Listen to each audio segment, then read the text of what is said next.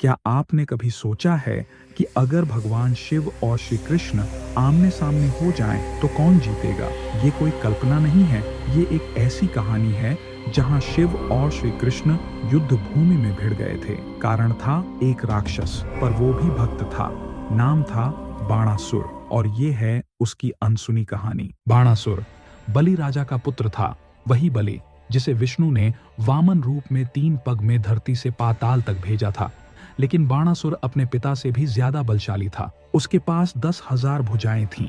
वो इतना शक्तिशाली था कि देवता भी उससे डरते थे। मगर बाणासुर हृदय से भगवान शिव का बहुत बड़ा भक्त था। उसने वर्षों तक घोर तप किया और आखिरकार भगवान शिव प्रकट हुए। उन्होंने उसे अमृता नहीं, लेकिन वचन दिया, जब तुमसे कोई युद्ध करेगा तब मैं तुम्हारे साथ रहूंगा।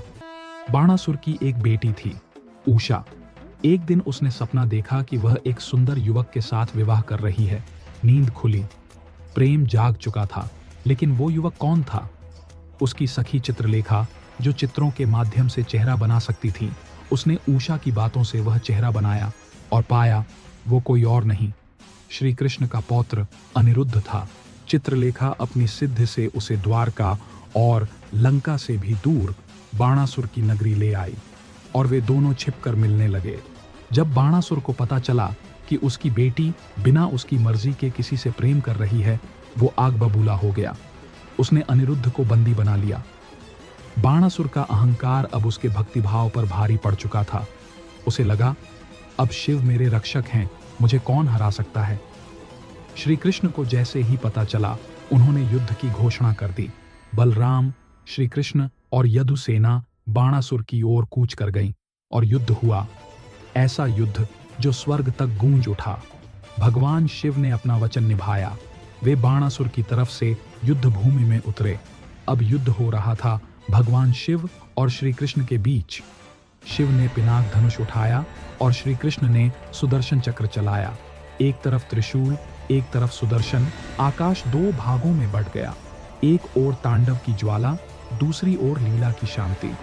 त्रिशूल और सुदर्शन दोनों ही संहारक, दोनों ही सृष्टिकर्ता के अधीन।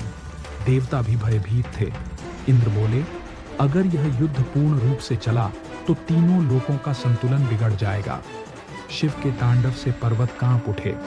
बाणासुर की भुजाएं बिजली की तरह श्री कृष्ण पर टूट पड़ी, लेकिन श्री कृष्ण हर प्रहार को सुदर्शन और चपलता से टालते रहे। बलराम भी हल लेकर युद्ध भूमि में उतरे। धरती फटने लगी। पृथ्वी पर पहली बार ऐसा युद्ध हो रहा था जहां दोनों पक्षों में भगवान खड़े थे। श्री कृष्ण ने देखा, यह युद्ध सिर्फ अहंकार का नहीं, एक वचन का भी है। शिव ने बाणासुर से वादा किया था और वो उसे तोड़ नहीं सकते। इसीलिए श्री कृष्ण ने सीधे शिव से युद्ध नहीं किया। वे उनके सम्मान को बनाकर बाणासुर को उसकी भूल का एहसास दिलाना चाहते थे। श्री कृष्ण ने युद्ध को रोकते हुए बाणासुर से कहा, अगर तू सचमुच शिव का भक्त है तो शिव की सीख को समझ। भक्ति में प्रेम हो तो वह पूजा बनती है, पर भक्ति में जब अधिकार हो तो वह पाप बन जाती है।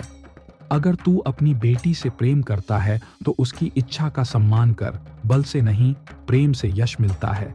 शब्दों ने वह कर दिखाया जो शस्त्र न कर सके। बाणासुर को अपनी गलती का एहसास हुआ। उसका क्रोध पिघल गया। उसकी भुजाएं कांप उठीं। हजारों भुजाएं झुक गईं और फिर एक एक कर श्री कृष्ण ने उसकी सभी भुजाएं काट दीं। सिर्फ 2 हाथ छोड़े ताकि वह जीवन में प्रायश्चित कर सके। शिव ने कहा, भक्ति में जब अहंकार आ जाए तो वो युद्ध बन जाती है, पर जब प्रेम आ जाए तो वही भक्ति भगवान को प्रिय होती है। इस कहानी में राक्षस भी भक्त है, देवता भी योद्धा हैं, लेकिन सबसे बड़ी बात यह है कि धर्म वही है जो प्रेम को स्वीकारे। शिव और कृष्ण का युद्ध हमें सिखाता है कि जब 2 सत्य टकराते हैं तो समाधान केवल करुणा और ज्ञान से आता है।